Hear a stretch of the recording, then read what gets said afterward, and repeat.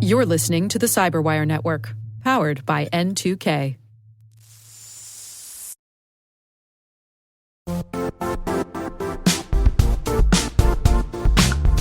Now, a word from our sponsor, the Johns Hopkins University Information Security Institute, currently seeking qualified applicants for its innovative Master of Science in Security Informatics degree program.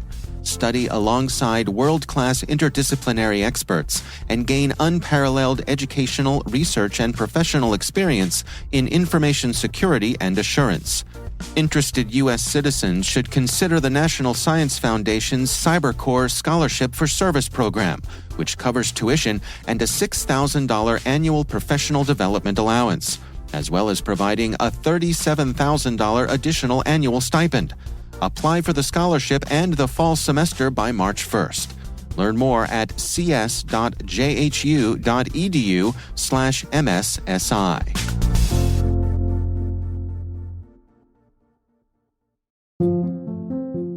Hello, my name is Simone Petrella, and I am CEO of CyberVista.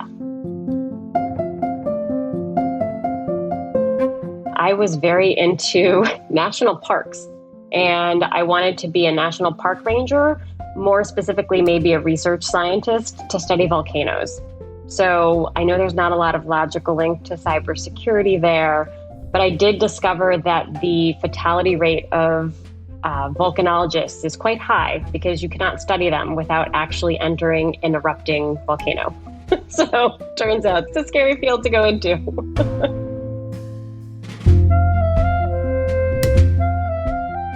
9/11 was a very transformational event for me.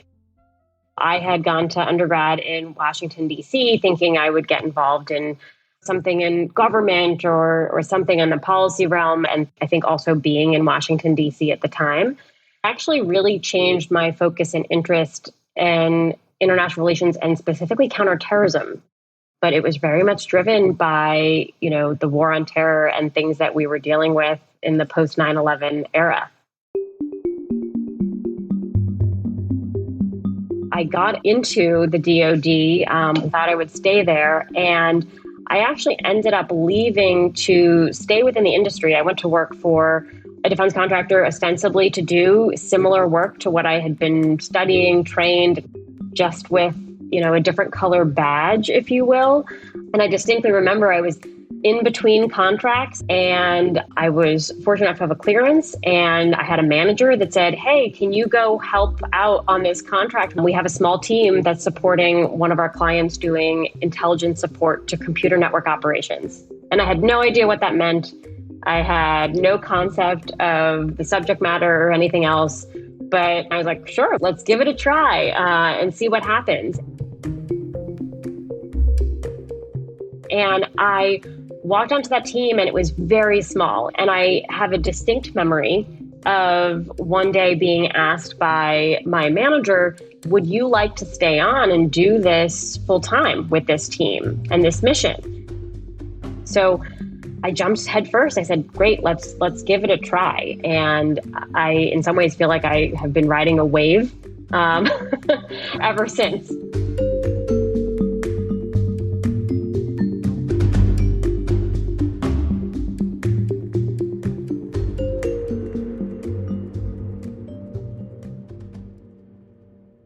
But as our team continued to grow and I rose up, what I learned was that when it comes to being an analyst, I ended up having a 0% success rate taking someone with a purely technical background and turning them into an analyst. But what I could do was take journalism majors and pre-law or people with all these unique backgrounds that may have been like mine, or maybe biology majors, just anything. And if they had an interest and a ability to learn, I could teach them the technical. And when kind of the idea of CyberVista started, it was how can we tackle the skills gap in a way that actually solves the need of the employer and the mission? It's actually from the perspective of only the individual. Go get this degree, go sit for this credential, go take this training course. But then as the employer on the other side, we're looking at these job roles that are changing, they're morphing, we're starting to evolve them as the mission space evolves. And there's really this massive chasm between the two. So I really felt like there was a way to help bridge that gap by looking at more of a organizational and employer-centric way to how we kind of fill the talent gap and the skills gap that was around how do we think about the roles and kind of the measurable need we have for these types of skill sets in these jobs, as opposed to putting the responsibility on individuals to do it themselves.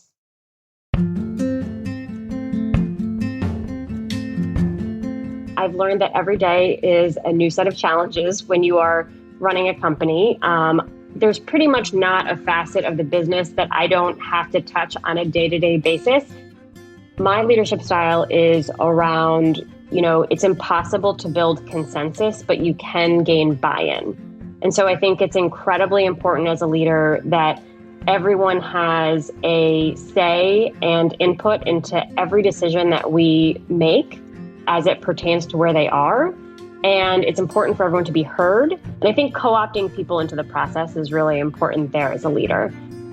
I am a firm believer in the idea of empowering people to really own and kind of run with the things that they're passionate about. I always say to new people that come onto our team, I would always rather have to rein you back in because you've stuck your neck out a little bit too far than push you forward. And I think that's just about trust and accountability. People will go and do amazing things, but my job is to give them the tools to really excel in those areas.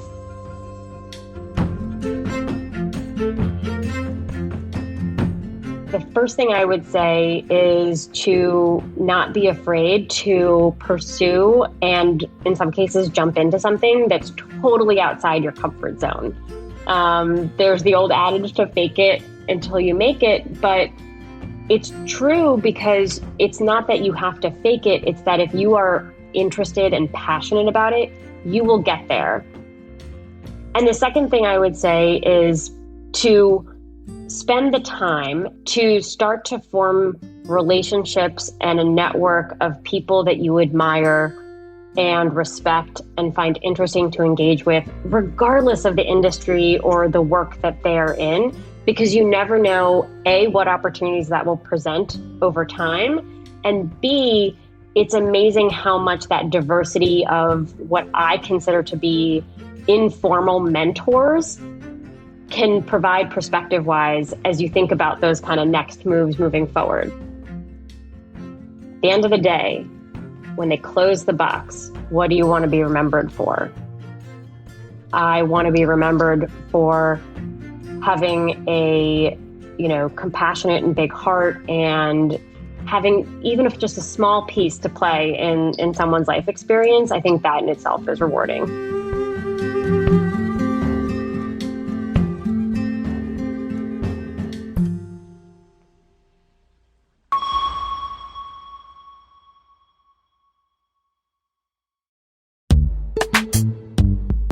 This episode is brought to you by Palo Alto Networks, the leader in cybersecurity. As AI-driven attacks increase, organizations can't afford to have network security that's stuck in the past. Discover how Palo Alto Networks can help you predict what's coming and proactively secure against it with a zero-trust, AI-powered network security platform built to secure whatever, whenever, wherever.